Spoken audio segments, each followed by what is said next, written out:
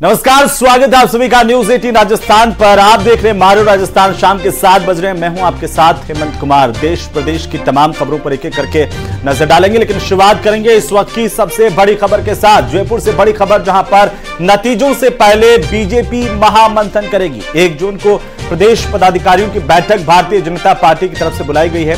इस मीटिंग में बीजेपी मोर्चा अध्यक्ष भी शामिल होंगे। सीपी जोशी की अध्यक्षता में दोपहर को 2 बजे बैठक होगी। बैठक में सीएम भजनलाल शर्मा भी मौजूद होंगे। नतीजों से पहले भारतीय जनता पार्टी के खेमे की तरफ से ऑल ओवर आकलन किया जाएगा। नेताओं से फीडबैक लेकर नतीजों का अनुमान बीजेपी लगाएगी। बीजेपी के प्रवासी नेताओं की भी बैठक होगी। चुनाव प्रचार और परफॉर्मेंस की जानकारी इस दौरान दी जाएगी विस्तार से। अब तक के जो 7 चरण कंप्लीट हुए हैं, पूरे चुनाव को लेकर के जानकारी ली जाएगी। साथ ही साथ विस्तृत तौर पर चर्चा भी की जाएगी।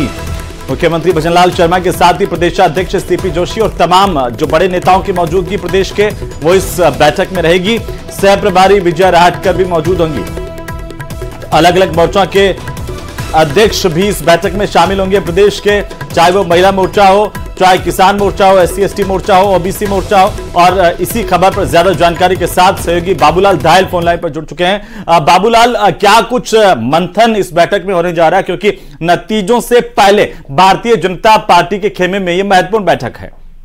जी बिल्कुल, बहुत महत्वपूर्ण बैठक है, क्योंकि राजस्थान में चुनाव होने के बाद में तमाम जो बीजेपी के वरिष्ठ नेता थे, उनको दूसरे राज्यों में चुनाव की जिम्मेदारियां दी गई थी। अब तमाम नेता लौट आए हैं, तो पार्टी को वक्त नहीं मिला था आकलन करने का कि कहां पर कितनी % वोटिंग हुई है और उसके नतीजे क्या हो सकते हैं, बीजेपी के सामने मुश्किल किन किन सीटों पर आ सकती है और कहां पर जो है पार्टी चुनाव जीत रही है। तो अधिकांश सीटों पर बीजेपी के नेता दावा कर रहे हैं कि वो जैसे 2014 में, 2019 में नतीजे आए थे, ठीक उसी तरह से नतीजे इस बार भी आएंगे। लेकिन कहीं ना कहीं कोई आशंका जरूर है कुछ सीटों को लेकर के।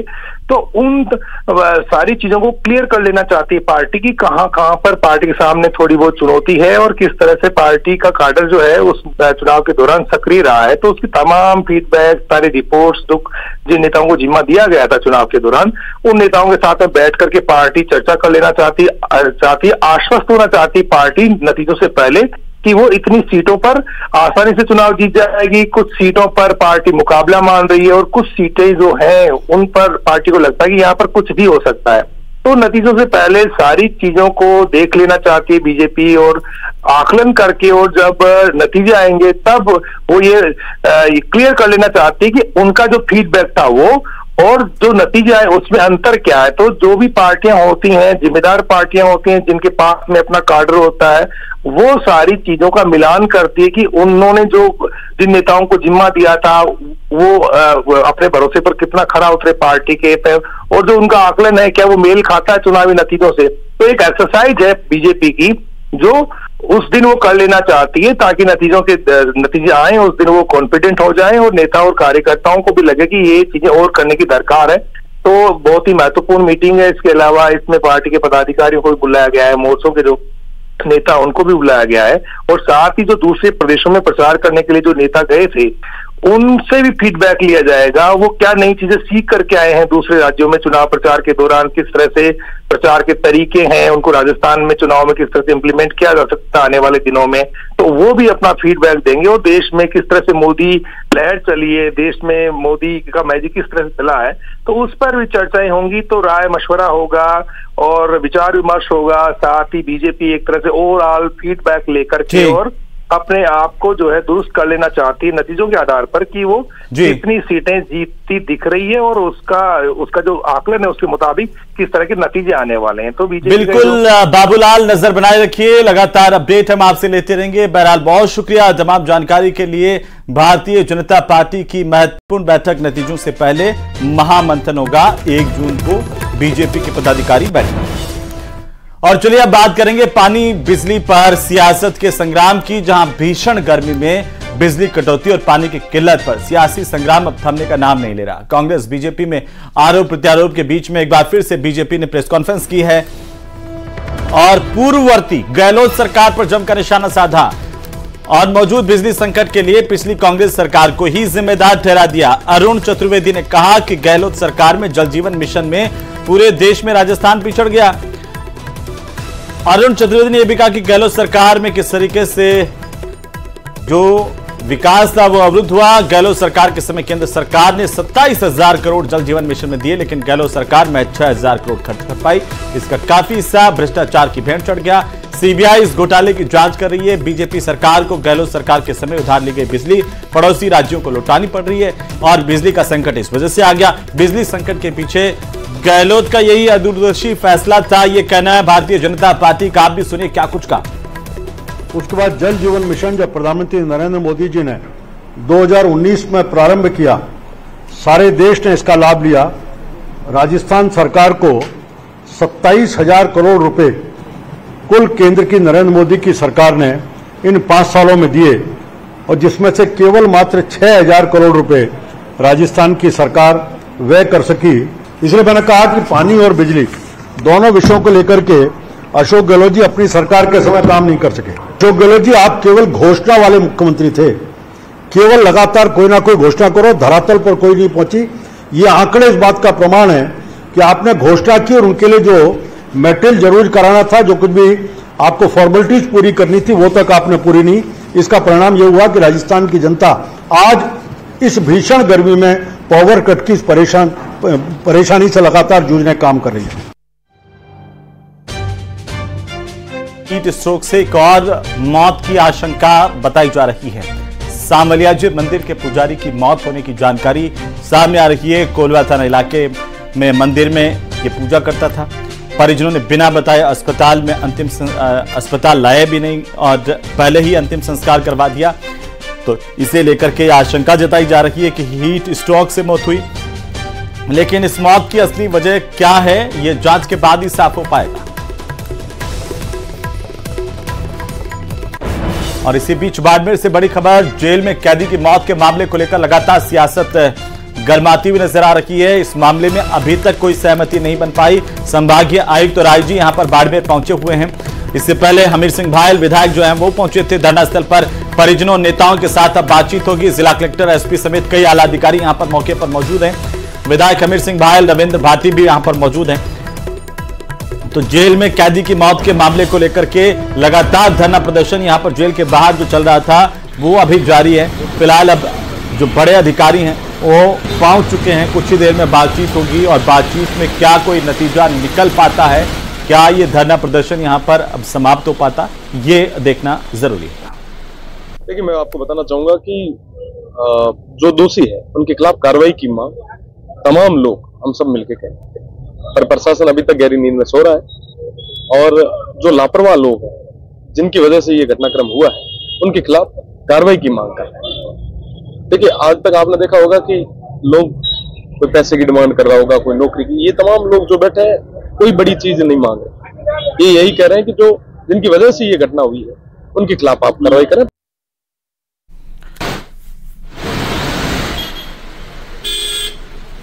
तो जेल में कैदी की मौत का मामला लगातार गरमाया हुआ है। यहां पर विधायक हमीर सिंह भायल के साथ ही अन्य जनप्रतिनिधि भी धरने पर बैठे हुए। ज्यादा जानकारी के साथ सहयोगी प्रेमदान हमारे साथ जुड़ चुके हैं। प्रेमदान, क्या है पूरा मामला और अभी क्या अपडेट है आपके पास? देखिए, मैं आपको बताना चाहूंगा कि कल सुबह जेल में कैदी की मौत के बाद में बाड़मेर जेल के बाहर लगातार धरना चल रहा है। उसके बाद में सरकार की ओर से सिवाना विधायक हमीर सिंह भायल को इस मामले में निस्तारण करने के लिए यहाँ भेजा है। स्पेशल तौर से हमीर सिंह भायल यहाँ पर पहुंच चुके हैं। हमीर सिंह भायल के साथ में यहाँ पर संभागीय आयुक्त और आईजीपी जो है वो भी यहाँ पर पहुंचे हैं। उनके साथ में चौहटन विधायक आदूराम मेघवाल, जो रविंद्र सिंह भाटी है जो कल से धरने पर बैठे हैं, उनके साथ ही समाज के मौजूद लोगों के साथ में वार्ता चल रही है। और आज जो वार्ता चल रही है संभवतः इससे कुछ न कुछ समाधान निकलने की संभावना है, क्योंकि लगातार जो कल से वार्ताएं चल रही थी वो वार्ताएं सफल नहीं हो रही थी, क्योंकि जेल प्रशासन के ऊपर लापरवाही का आरोप है और इलाज नहीं मिलने के कारण कैदी की मौत का आरोप। और ये सीधी तस्वीरें आ रही हैं प्रधानमंत्री नरेंद्र मोदी पूजा अर्चना करते हुए और कन्याकुमारी के अंतिम छोर पर जहां पर वे ध्यान मुद्रा में आज लीन होंगे, उससे पहले दर्शन किए हैं स्वामी विवेकानंद मेमोरियल स्मारक पर। प्रधानमंत्री नरेंद्र मोदी कन्याकुमारी के प्रसिद्ध विवेकानंद रॉक मेमोरियल में दर्शन और पूजा अर्चना करते हुए। ये बेहद महत्वपूर्ण है क्योंकि तो प्रधानमंत्री नरेंद्र मोदी यहां पर कन्याकुमारी में इस वक्त मौजूद हैं। सीधी तस्वीरें सागर तट से, जहां पर यह अंतिम छोर भारत का, जिसे विवेकानंद रॉक मेमोरियल यहीं पर है और प्रधानमंत्री नरेंद्र मोदी आज रात्रि विश्राम भी यहीं करेंगे। लेकिन उससे पहले प्रधानमंत्री ने विवेकानंद रॉक मेमोरियल में स्वामी विवेकानंद को नमन किया है, पूजा अर्चना भी की है। अन्य मंदिरों में भी उन्होंने भगवान के सामने विशेष पूजा अर्चना की। और इस वक्त आप ये सीधी तस्वीरें सबसे पहले सबसे तेज न्यूज़ 18 राजस्थान पर आप देख पा रहे हैं। 1 जून की शाम तक ध्यान मंडपम में प्रधानमंत्री नरेंद्र मोदी, और आज इससे पहले भगवती अम्मन मंदिर में भी प्रधानमंत्री ने पूजा अर्चना की। उसके बाद रॉक मेमोरियल में स्वामी विवेकानंद के स्मारक पर प्रधानमंत्री ने पहुंच करके ध्यान पूजा अर्चना की, स्वामी विवेकानंद को नमन किया, उनके आदर्शों को याद किया और देश जिस रास्ते पर आगे बढ़े, स्वामी विवेकानंद के बताए रास्ते पर आगे बढ़े, उनका ध्यान भी किया। और यहीं पर प्रधानमंत्री नरेंद्र मोदी जो है वो ध्यान मुद्रा में लीन होंगे, ध्यान लगाएंगे ध्यान मंडपम में। आज रात्रि विश्राम उनका यहीं पर है। कन्याकुमारी में प्रधानमंत्री नरेंद्र मोदी लगातार जो चुनावी भागदौड़ है उसके बाद अब प्रधानमंत्री यहां पर आज ध्यान केंद्र पर हैं। तो वहीं झुंझुनू के डॉक्टर संजय धनखड़ के किडनी कांड का खुलासा होने के बाद अभी तक चिकित्सा विभाग ने डॉक्टर धनखड़ के खिलाफ जांच पूरी नहीं की है। महिला पहले झुंझुनू से इलाज के लिए जयपुर आई, इसके बाद जयपुर से वापस अपने गांव नुआ आई और नुआ से बीकानेर, बीकानेर से झुंझुनू। इस तरीके से एक पीड़ित जो बीमार महिला है उसको इलाज के लिए भटकना पड़ रहा है। अब फिर से महिला को इलाज के लिए जयपुर भेजा गया है। ये रिपोर्ट।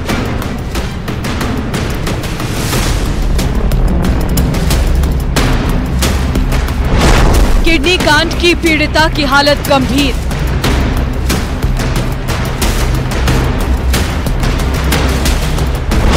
दोषी के खिलाफ कार्रवाई का इंतजार। स्वास्थ्य विभाग की टीम आ रही है आप लोगों के कारण, सिर्फ आप लोगों के कारण, क्योंकि आप लोगों ने भीड़ लगा रखी है। आप लोगों के जो झूठे आरोप हैं उनको सही करने के लिए स्वास्थ्य विभाग की टीम आई है, भीड़ नहीं आई है। अपनी सफाई में तर्क पेश करना इंसान का बुनियादी अधिकार है, लेकिन ये कैसा अधिकार कि सरोकार की बात करने वाले को ही कटघरे में खड़ा कर दिया जाए। देखिए कितनी सफाई से किडनी कांड का बेशरम चेहरा संजय धनखड़ किडनी कांड पर मचे बवाल के लिए मीडिया को कसूरवार ठहरा रहा है। स्वास्थ्य विभाग की टीम आ रही है आप लोगों के कारण, सिर्फ आप लोगों के कारण, क्योंकि आप लोगों ने भीड़ लगा रखी है। डॉक्टर संजय धनखड़, धनखड़ अस्पताल और किडनी कांड। झुंझुनू में पिछले 3 दिन से ये सबसे बड़ी घटना बनी हुई है। वहीं 3 दिन बीत जाने के बाद भी अब तक 5 डॉक्टरों की टीम ने अपनी रिपोर्ट तक तैयार नहीं की है, जिसके कारण डॉक्टर संजय धनखड़ पर कार्रवाई अटकी हुई है। हालांकि अगर जांच रिपोर्ट में डॉक्टर संजय धनखड़ की लापरवाही सामने नहीं आई तो हो सकता है कि पूरा का पूरा मामला यहीं खत्म हो जाए, और अगर लापरवाही आती है तो देखने वाली बात होगी कि चिकित्सा विभाग क्या कड़े कदम उठाता है।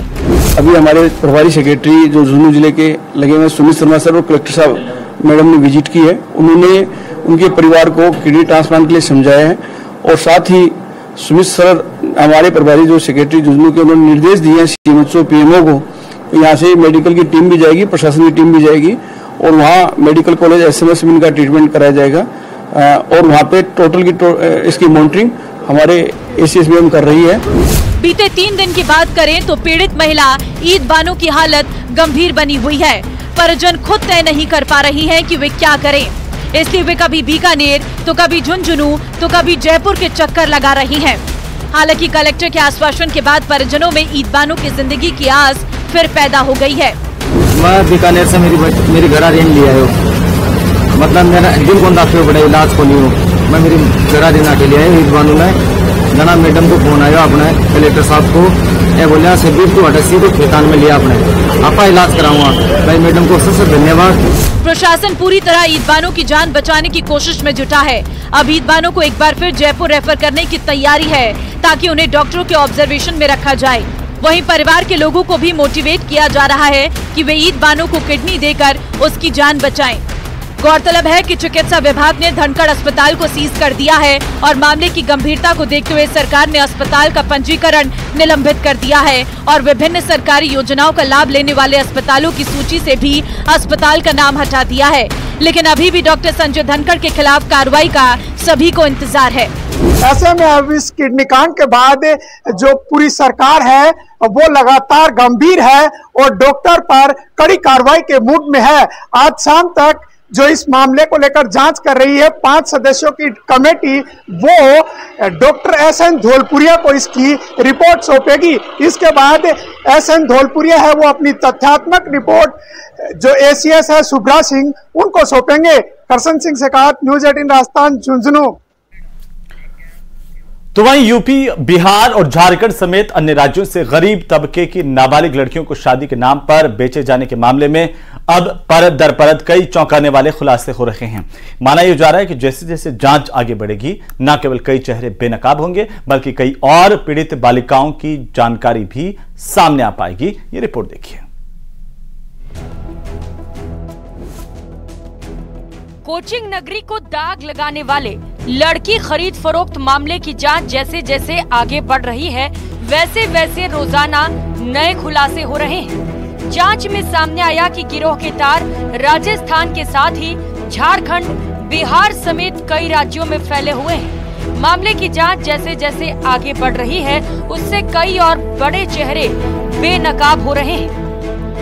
कोटा के एक बड़े उद्योगपति सहित कई चेहरे जांच के दायरे में हैं। फिलहाल पुलिस ने 2 महिलाओं सहित 3 आरोपियों को पकड़ा है। पुलिस ने साफ कर दिया है कि आरोपियों को बख्शा नहीं जाएगा। लेकिन जिस तरह से जांच हो रही है उस पर गंभीर सवाल उठने लाजमी है। सरगना और महिला आरोपी पर हल्की धाराएं क्यों लगाई? आरोपियों के खिलाफ कड़ी कार्रवाई क्यों नहीं की गई? दूसरी बंधक लड़कियों को अब तक दस्तयाब क्यों नहीं किया? गौरतलब है कि बिहार, झारखंड समेत कई राज्यों से गरीब तबके की नाबालिग लड़कियों को नौकरी के नाम पर लाकर कोचिंग नगरी में बेच दिया जाता है। गिरोह के सदस्य गरीब परिवारों को टारगेट बनाते हैं। नौकरी का झांसा देकर लड़कियों को लाया जाता है। जंगल में फंसी लड़कियों का शोषण किया जाता है। भागने की कोशिश पर जान से मारने की धमकी देते हैं। गरीब नाबालिग लड़कियों के खरीद फरोख्त मामले में ऐसे कई चौंकाने वाले खुलासे हुए हैं जिसको सुनकर आपकी रूह कांप जाएगी।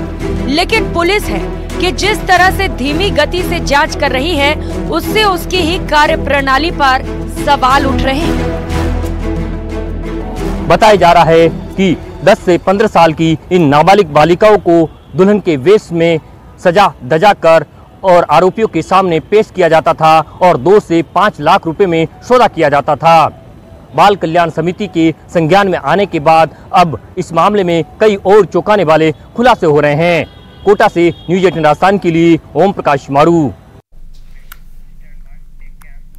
और इसी बीच राजधानी जयपुर से बड़ी खबर मिल रही है, जहां पर शिक्षा महकमे का बुरा हाल है।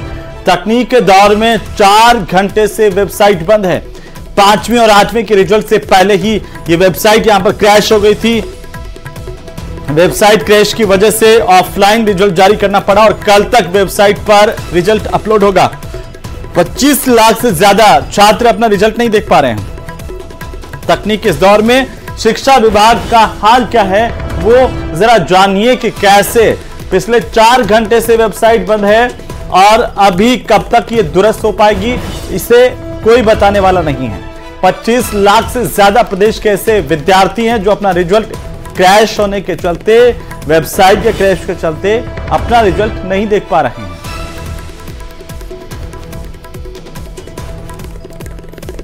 तो ये बड़ी और अहम जानकारी इस वक्त की आपको बता दें कि 5वीं और 8वीं के नतीजे जारी कर दिए गए, लेकिन वेबसाइट रिजल्ट से पहले ही क्रैश हो गई और उसको अभी तक दुरुस्त नहीं किया जा सका, जिसके चलते जो विद्यार्थी थे, जो अभ्यर्थी जो इस परीक्षा में अपीयर हुए, जिनके लिए रिजल्ट जारी हुआ, वो रिजल्ट देख नहीं पा रहे हैं।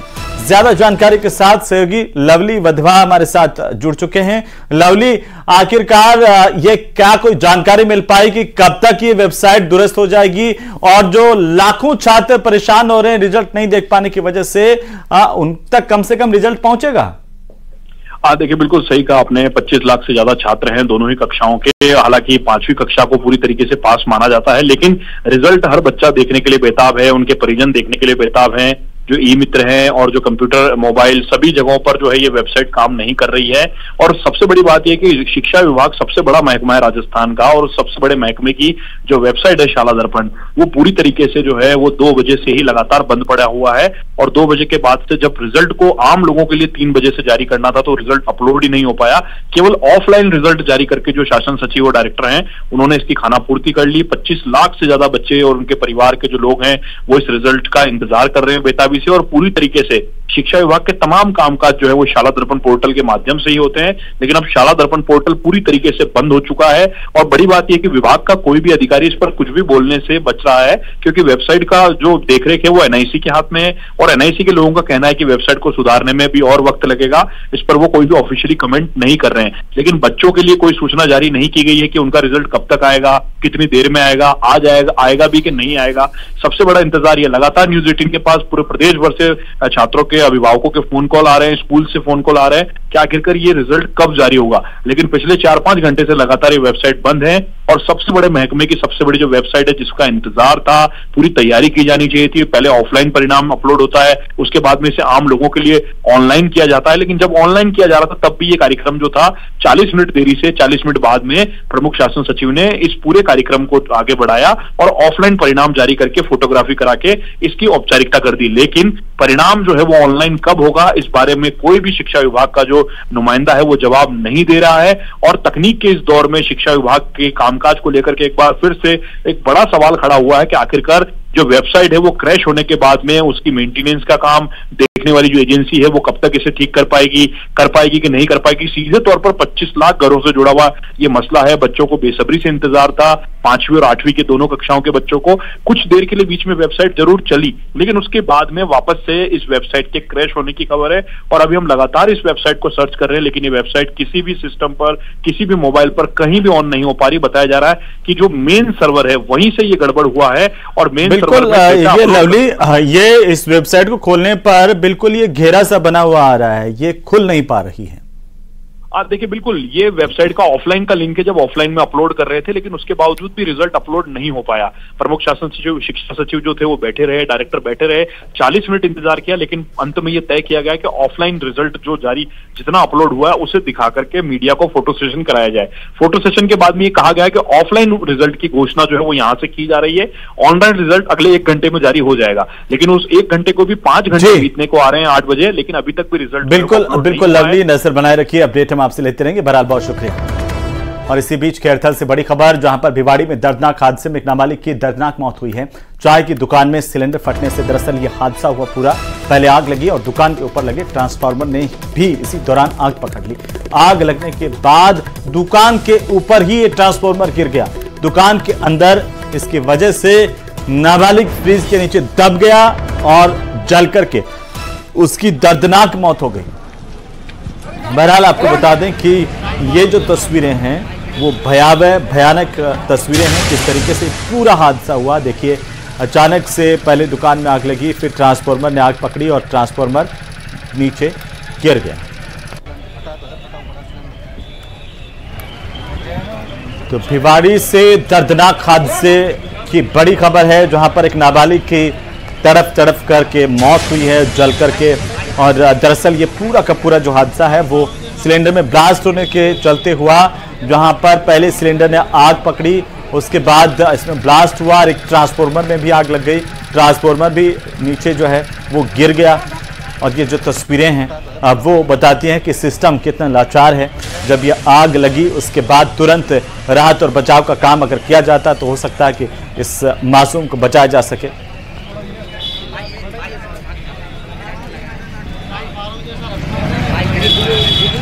भिवाड़ी में आग की ये तस्वीरें, दर्दनाक हादसे की तस्वीरें भयावह करने वाली हैं। बहरहाल एक नाबालिग की दर्दनाक मौत हुई है। फिलहाल यहां पर वक्त तो चला एक छोटे से ब्रेक का। आप देखते रहिए प्रदेश का number 1 news channel news 18 Rajasthan. जल्द